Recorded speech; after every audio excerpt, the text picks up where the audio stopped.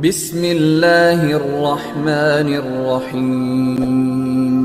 اللہ کے نام سے شروع جو بڑا مہربان اور نہایت رحم کرنے والا ہے۔ پیارے دوستو، آج کی اس ویڈیو میں آپ جانیں گے ایک ایسے شخص کے بارے میں جو آج سے ہزاروں سال پہلے پیدا ہوا لیکن وہ آج بھی ہمارے درمیان موجود ہے اور زندہ ہے۔ یہ شخص مختلف موقعوں پر ہمارے سامنے آتا ہے اور ہمیں راہ دکھاتا ہے۔ اس ویڈیو میں دنیا کے سب سے پراسرار شخص کے متعلق آپ جانیں گے جن کے بارے میں ہر دور کے لوگ ہمیشہ تلاش میں رہے، جن کا نام خضر علیہ السلام ہے۔ حضرت خضر علیہ السلام کو ہمیشہ زندہ رہنے کی قوت کیسے ملی، اس کے متعلق مختلف واقعات ملتے ہیں۔ ابن عکاثر نے تاریخ دمشق میں لکھا ہے کہ جب حضرت آدم علیہ السلام کی وفات کا وقت آیا تو آپ نے اپنے تمام لڑکوں کو جمع کر کے فرمایا، اے میرے بیٹو، بے شک اللہ تعالیٰ زمین والوں پر ایک بڑا عذاب نازل فرمانے والا ہے، تو میری وفات کے بعد میرے جسم کو غار میں رکھ دینا یہاں تک کہ سکون پا جاؤں، تو میرے جسم کو ملک شام میں دفن کر دینا۔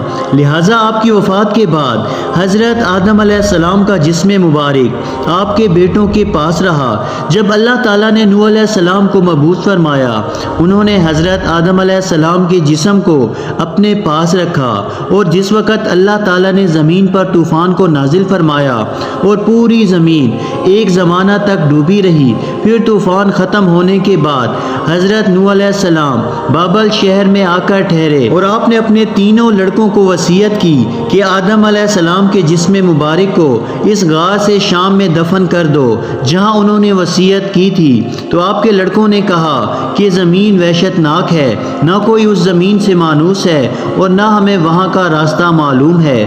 حضرت نوح علیہ السلام نے کہا کہ حضرت آدم علیہ السلام نے اس شخص کے لیے جو ان کے جسم کو دفن کرے گا قیامت تک زندہ رہنے کی دعا فرمائی ہے۔ پھر آپ کا جسم مبارک اسی طرح رہا یہاں تک کہ ایک شخص جن کا نام خضر تھا، انہوں نے آپ کے جسم مبارک کو دفن کیا۔ اللہ تعالیٰ نے حضرت آدم علیہ السلام کی دعا کو قبول فرمایا، اور حضرت خضر علیہ السلام جب تک اللہ چاہے گا زندہ رہیں گے۔ حضرت خضر علیہ السلام کی ایک خصوصیت تھی کہ آپ جس جگہ پر بیٹھ جاتے وہاں آپ کی برکت سے ہری ہری گھاس اگ جایا کرتی تھی، اس لیے لوگ آپ کو خضر کہتے تھے، جس کے معنی سب چیز ہوتی ہے۔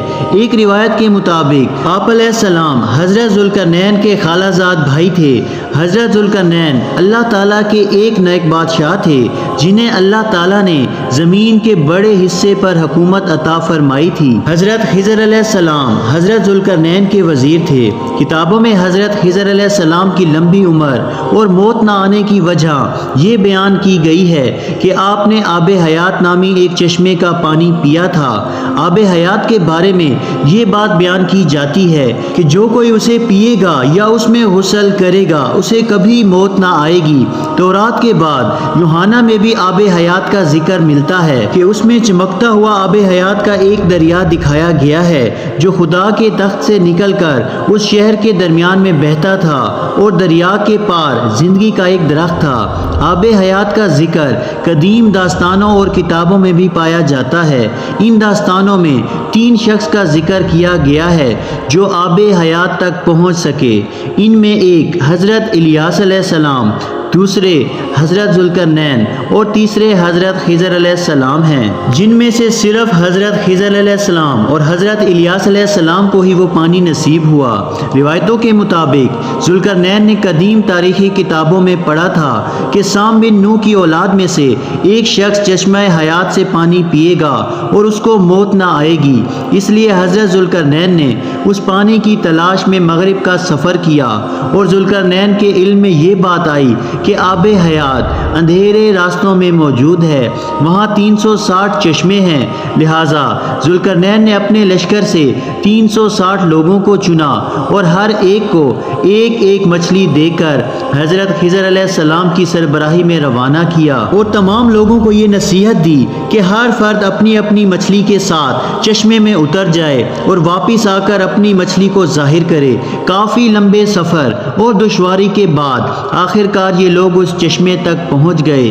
جب واپس آئے تو ذوالقرنین نے کہا کہ سب اپنی اپنی مچھلی کو جمع کروائیں، لہٰذا سب نے اپنی مچھلی کو ان کے سامنے پیش کر دیا سوائے حضرت خضر علیہ السلام کے۔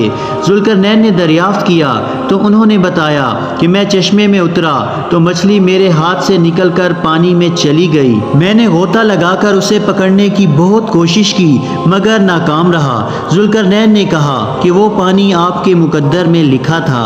آب حیات میں غوطہ لگانے اور اس مقدس پانی کو پینے کی برکت سے حضرت خضر علیہ السلام ہمیشہ زندہ رہیں گے اور آپ کو کبھی موت نہ آئے گی۔ حضرت موسیٰ علیہ السلام سے حضرت خضر علیہ السلام کی ملاقات کا ذکر قرآن مجید میں ملتا ہے، جس کے مطابق حضرت خضر علیہ السلام کو ایک الہامی علم عطا کیا گیا تھا۔ اس علم کو سیکھنے کے لیے حضرت موسیٰ علیہ السلام حضرت خضر علیہ السلام کی خدمت میں حاضر ہوتے ہیں اور ان سے درخواست کرتے ہیں کہ اللہ تعالیٰ نے جو علم آپ کو عطا کیا ہے وہ انہیں بھی سکھا دیں، لیکن حضرت موسیٰ علیہ السلام کی جلد بازی اور صبر نہ کرنے کی وجہ سے حضرت خضر علیہ السلام وہ علم مکمل طور پر حضرت موسیٰ علیہ السلام کو نہیں سکھا پاتے۔ حضرت خضر علیہ السلام کو جو علم عطا کیا گیا ہے اس کے ذریعے آپ مشکل میں پھنسے لوگوں کی مدد فرماتے ہیں اور گمراہوں کی رہنمائی کرتے ہیں۔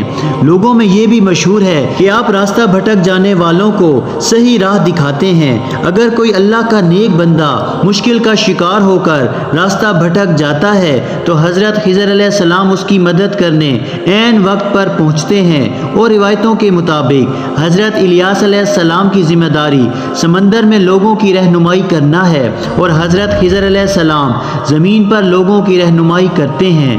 بعض روایتوں کے مطابق حضرت خضر علیہ السلام نے حضرت محمد صلی اللہ علیہ وآلہ وسلم کے ہاتھوں پر بھی بیعت کی ہے اور مدینہ میں آپ صلی اللہ علیہ وآلہ وسلم سے ملاقات کے لیے بھی آیا کرتے تھے۔ اس کے علاوہ عمر بن عبدالعزیز سے بھی حضرت خضر علیہ السلام کی ملاقات ثابت ہے۔ صحیح مسلم کی ایک حدیث کے مطابق جب دجال مدینہ کے قریب ایک جگہ تک پہنچے گا تو مدینہ سے ایک شخص اس کے مقابلے کے لیے نکل آئے گا جو اس وقت کا سب سے بہترین شخص ہوگا۔ وہ شخص حضرت خضر علیہ السلام ہوں گے۔ حضرت خضر علیہ السلام اور حضرت الیاس علیہ السلام دونوں زندہ ہیں اور ہر سال حج کے موقع پر ملتے ہیں۔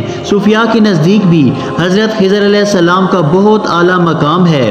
وہ حضرت خضر علیہ السلام کو اپنا رہنما تصور کرتے ہیں اور بعض صوفیاء کرام سے ان کی ملاقات بھی ثابت ہے، اور بعض بزرگوں نے لکھا ہے کہ حضرت خضر علیہ السلام نے کئی سالوں تک انہیں علم دین بھی سکھایا۔ اللہ تعالیٰ سے دعا ہے کہ اللہ تعالیٰ ہم سب کو نیک اعمال کرنے کی توفیق عطا فرمائے اور برے اعمال سے بچائے۔ اسی طرح کی مزید معلوماتی اور اسلامی ویڈیو دیکھنے کے لیے ہمارے اس اسلامی چینل کو سبسکرائب ضرور کریں۔ جزاک اللہ۔